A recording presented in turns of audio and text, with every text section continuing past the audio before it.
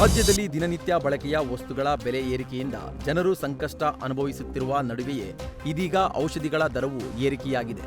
ಕುಡಿಯುವ ಎಣ್ಣೆಯಿಂದ ಹಿಡಿದು ನುಂಗುವ ಮಾತ್ರೆಯವರೆಗೂ ಎಲ್ಲವೂ ದುಬಾರಿಯಾಗಿದ್ದು, ಶುಗರ್, ಬಿಪಿ, ಕೆಮ್ಮು, ಜ್ವರ ಸೇರಿದಂತೆ 500ಕ್ಕೂ ಹೆಚ್ಚು ಅಗತ್ಯ ಔಷಧಿಗಳ ಬೆಲೆಯಲ್ಲಿ ಹೆಚ್ಚಳವಾಗಿದೆ. ಬಳ್ಳಾರಿಯಲ್ಲಿ ಕೆಲ ಪೆಟ್ರೋಲ್ ಬಂಕ್ಗಳಲ್ಲಿ ಪೆಟ್ರೋಲ್ ಹಾಗೂ ಡೀಸೆಲ್ ಕೊರತೆ ಕಾಣಿಸಿಕೊಂಡಿದ್ದು, ವಾಹನ ಸವಾರರು ಪರದಾಡುವ ಸ್ಥಿತಿ ನಿರ್ಮಾಣವಾಗಿದೆ. ನಗರದ ಕೂಲ್ ಕಾರ್ನರ್ ಸಮೀಪ ಇರುವ HP ಪೆಟ್ರೋಲ್ ಬಂಕ್ನಲ್ಲಿ ಇಂಧನ ಲಭ್ಯವಿಲ್ಲದ ಕಾರಣ ನೋ ಸ್ಟಾಕ್ ಬೋರ್ಡ್ ಹಾಕಲಾಗಿದೆ.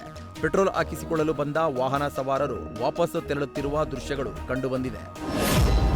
ಒಬ್ಬರಿಗೆ ಬುಕ್ ಆದ ಗ್ಯಾಸ್ ಸಿಲಿಂಡರ್ ಅನ್ನು ಬೇರೊಬ್ಬರಿಗೆ ವಿತರಣೆ ಮಾಡಲಾಗ್ತಾ ಇದೆ ಎಂದು ಗ್ಯಾಸ್ ಏಜೆನ್ಸಿ ಸಿಬ್ಬಂದಿಯನ್ನ ಗ್ರಾಮಸ್ಥರು ತರಾಟೆಗೆ ತೆಗೆದುಕೊಂಡ ಘಟನೆ ಚಿಕ್ಕಬಳ್ಳಾಪುರ ಜಿಲ್ಲೆಯ ಗುಡಿಬಂಡೆ ತಾಲೂಕಿನ ಸೋಮೇಶ್ವರ ಗ್ರಾಮದಲ್ಲಿ ನಡೆದಿದೆ. ಒಬ್ಬರಿಗೆ ಬುಕ್ ಆದ ಗ್ಯಾಸ್ ಸಿಲಿಂಡರ್ನ ಬೇರೊಬ್ಬರಿಗೆ ವಿತರಣೆ ಮಾಡಲಾಗ್ತಾ ಇದೆ ಅಂತ ಗ್ರಾಹಕರು ಸಂಬಂಧಪಟ್ಟ ಅಧಿಕಾರಿಗಳ ಗಮನಕ್ಕೆ ತಂದಿದ್ರು. ಆದರೆ ಯಾವುದೇ ಪ್ರಯೋಜನವಾಗಿಲ್ಲ.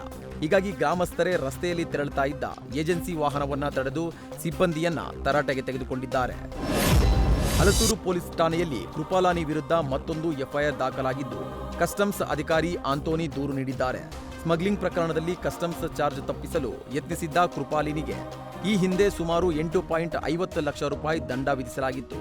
ಇದೇ ಕಾರಣಕ್ಕೆ ಸೇಡು ತೀರಿಸಿಕೊಳ್ಳಲು ಆಂಟೋನಿ ಅವರ ಸಹೋದ್ಯೋಗಿಗೆ ಕರೆ ಮಾಡಿ ಜೀವ ಬೆದರಿಕೆ ಹಾಕಿದ ಆರೋಪ ಕೇಳಿಬಂದಿದೆ. ಬೆಂಗಳೂರಿನಲ್ಲಿ ಇನ್ವೆಸ್ಟ್ಮೆಂಟ್ ಹೆಸರಲ್ಲಿ ಕೋಟಿ ವಂಚನೆ ನಡೆದಿದೆ. ಸ್ಮಾರ್ಟ್ ವಾಯ್ಸ್ ಕ್ವಾಂಟ್ ಕಂಪನಿ 10 ರಿಂದ 15 ಪಟ್ಟು ಲಾಭದ ಆಸೆ ತೋರಿಸಿ ಲಕ್ಷಾಂತರ ಜನರಿಂದ ಹಣ ವಸೂಲಿ ಮಾಡಿದೆ. 2,300 ರೂಪಾಯಿ ಹೂಡಿಕೆ ಮಾಡಿದ್ರೆ 16,000 ಲಾಭ ಸಿಗುತ್ತೆ ಅಂತ ನಂಬಿಸಿ ಜನರಿಗೆ ಟೋಪಿ ಹಾಕಿದ್ದ ಕಂಪನಿ ವಿರುದ್ಧ ಪೊಲೀಸರು ದೂರು ದಾಖಲಾಗ್ತಾ ಇದ್ದಂತೆ ಸಿಬ್ಬಂದಿ ಪರಾರಿಯಾಗಿದ್ದಾರೆ. ತಮಿಳಿನ ಸ್ಟಾರ್ ನಟ ಸೂರ್ಯ ನಟನೆಯ ಕರುಪ್ಪು ಸಿನಿಮಾಗೆ ನಿರೀಕ್ಷೆಗೂ ಮೀರಿದ ರೆಸ್ಪಾನ್ಸ್ ಸಿಗ್ತಾ ಇದ್ದು, ಬಾಕ್ಸ್ ಆಫೀಸ್ ಧೂಳೆಬ್ಬಿಸ್ತಾ ಇದೆ. ಬಿಡುಗಡೆ ದಿನದಿಂದಲೂ ಕರುಪ್ಪ ಸಿನಿಮಾಗೆ ಪಾಸಿಟಿವ್ ರೆಸ್ಪಾನ್ಸ್ ಕೇಳಿಬರ್ತಿದ್ದು, ಬಹುತೇಕ ಎಲ್ಲಾ ಭಾಗಗಳಲ್ಲೂ ಹೌಸ್ಫುಲ್ ಪ್ರದರ್ಶನ ಕಾಣ್ತಾ ಇದೆ. ಸದ್ಯಕ್ಕೆ ಕರುಪ್ಪ ಸಿನಿಮಾ 100 ಕೋಟಿ ಕ್ಲಬ್ ಸೇರಿದ್ದು, ಬಿಡುಗಡೆ ಆದ 3 ದಿನಗಳಲ್ಲಿ ಬರೋಬ್ಬರಿ 120 ಕೋಟಿ ಕಲೆಕ್ಷನ್ ಮಾಡಿದೆ. ಜನಪ್ರಿಯ ವೆರೈಟಿ ಮ್ಯಾಗಝಿನ್ಗೆ ರಾಕಿಂಗ್ ಸ್ಟಾರ್ ಯಶ್ ಎಕ್ಸ್ಕ್ಲೂಸಿವ್ ಸಂದರ್ಶನ ನೀಡಿದ್ದು, ಟಾಕ್ಸಿಕ್ ಸಿನಿಮಾ ಕುರಿತು ಇಂಟ್ರೆಸ್ಟಿಂಗ್ ಮಾಹಿತಿ ಹಂಚಿಕೊಂಡಿದ್ದಾರೆ. KGF ಸಿನಿಮಾಗೆ ಸಿಕ್ಕ ಗೆಲುವಿನಿಂದ ಟಾಕ್ಸಿಕ್ ಸಿನಿಮಾ ಮಾಡೋಕೆ ಮುಂದಾಗಲಿಲ್ಲ.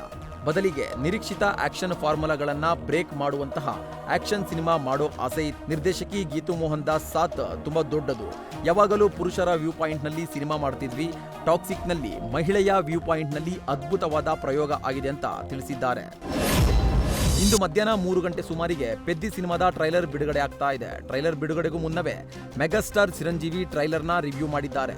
ನಿರ್ದೇಶಕ ಬುಚ್ಚಿಬಾಬು ಮೆಗಾಸ್ಟಾರ್ಗೆ ಟ್ರೈಲರ್ ತೋರಿಸಿದ್ದು, ಎಕ್ಸೈಟ್ಮೆಂಟ್ ತಾಳಲಾರದೆ ಚಿರಂಜೀವಿ ಟ್ರೈಲರ್ ಕುರಿತು ಟ್ವೀಟ್ ಮಾಡಿದ್ದಾರೆ.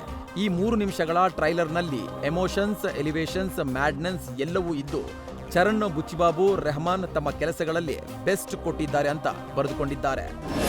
ಪ್ರಶಾಂತ್ ನೀಲ್ ಜೂನಿಯರ್ NTR ಕಾಂಬಿನೇಷನ್ನ ಡ್ರ್ಯಾಗನ್ ಸಿನಿಮಾದ ಮೊದಲ ಗ್ಲಿಮ್ಸ್ ಬಿಡುಗಡೆಗೆ ಭಾರೀ ಸಿದ್ಧತೆ ನಡೆಸಲಾಗ್ತಾ ಇದೆ.